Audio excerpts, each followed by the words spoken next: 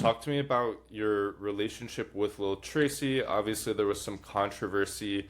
Talk to me about that. So I first met him at a little event that we were invited to for this clothing company. Um, and he instantly just didn't like me. Yeah, Like, it wasn't like something said, but understood, yeah, right? Like, you walk up and say, "Hey man, what's up? This is my name, blah blah blah. We met before here. Oh, I remember seeing you here. I think we said what's up." And he was the type of person to like look at you and like not even address you. wow, And that type of energy, like, it just rubbed me the wrong way. yeah, Um,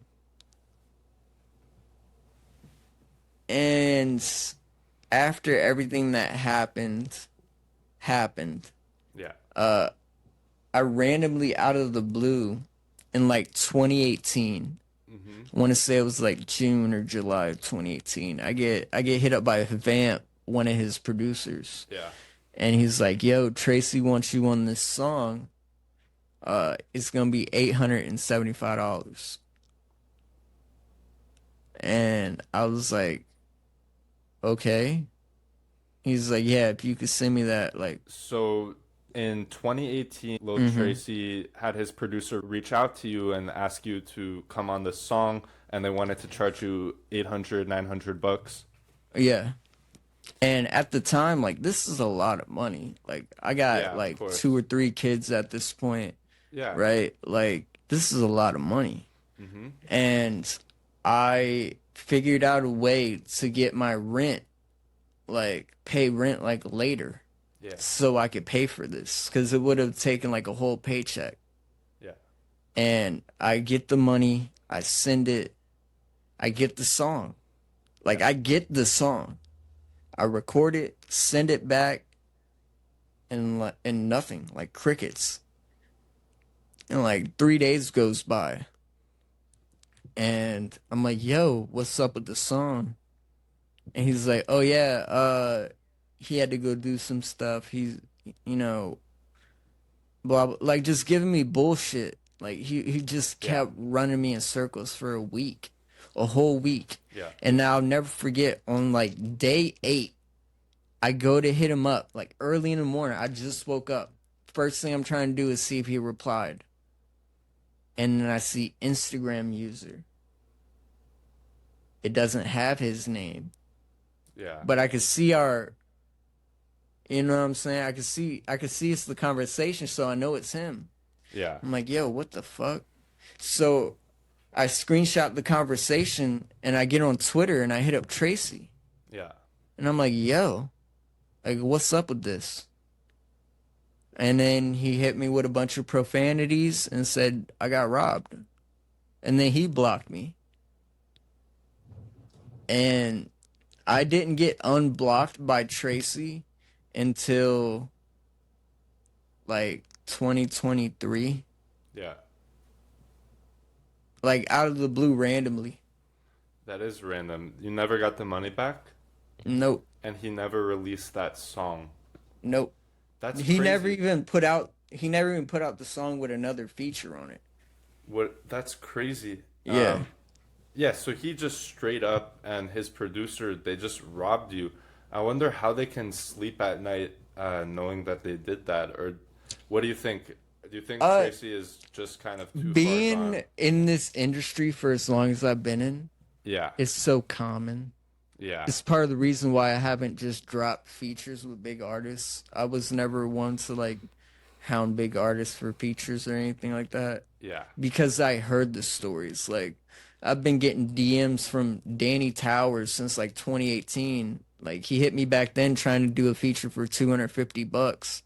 Yeah. And he hit me again recently trying to do that same feature for like 900. Damn. So it's like, and the only reason I didn't do it is because I had a friend who bought a feature from him and he scammed him. Yeah. And A, I don't want to be the guy who gets scammed knowing you scammed somebody. And B, I don't want to be the guy that doesn't get scammed knowing you scammed other people. Yeah. And then I Yeah. put out that song. Yeah, I think that's too bad. So they do you think that Tracy and his producer were kind of just trying to make a quick bag off of that? Like you don't think it was anything more than that? I honestly don't think Tracy had knowledge of it Yeah. until I brought it to him. And once I brought it to him and he put two and two together on who I was, Yeah. he was like, oh no, fuck you. Yeah. That's Yeah, like crazy. good. I'm glad he robbed you. So do you think he had his producer hitting up like a lot of people and getting like a lot of those, or you think it was I just a one-time know, I thing? know it's just something that's commonplace, Yeah. especially in the underground. Not so Yeah. much in the industry as much as the underground, because I feel like there's a big misconception of the two, because Hmm. I don't necessarily think they're the same entity. I think they're two totally different beasts. Yeah. I would agree That's on like that. saying college and, elementary school is the same thing. Hmm. The And it's like, underground's more like real and raw, you would say, in terms of what it's goes more on. childish, it's Yeah. more unrefined. Yeah. Uh, I feel like to be in the mainstream, like the actual industry, you gotta actually be worth your weight in salt. You Yeah. know what I mean? You can't just come in here fucking around Do you because you're think not gonna last. do you think that's what prevents an artist like Lil Tracy from ever breaking that barrier into a mainstream successful artist? So sadly, Tracy is a mainstream act, Yeah. but by default, through surrogacy of Gus's fan base. Yeah. So, I mean, we could go back and look at the numbers even from like the Young Bruh days, right? Yeah, I remember Young Bruh, yeah. Comparatively, their numbers never compared. Yeah, It of wasn't course. until Gus really started blowing and the songs, coincidentally, that he did with Gus were some of the fan Yeah, favorites. there were some heat back then. So, because of that, I think he had the misconception that I think he almost felt like Peep was as big as Peep was because of him. Yeah. And I feel like in reality it's the opposite. Yeah.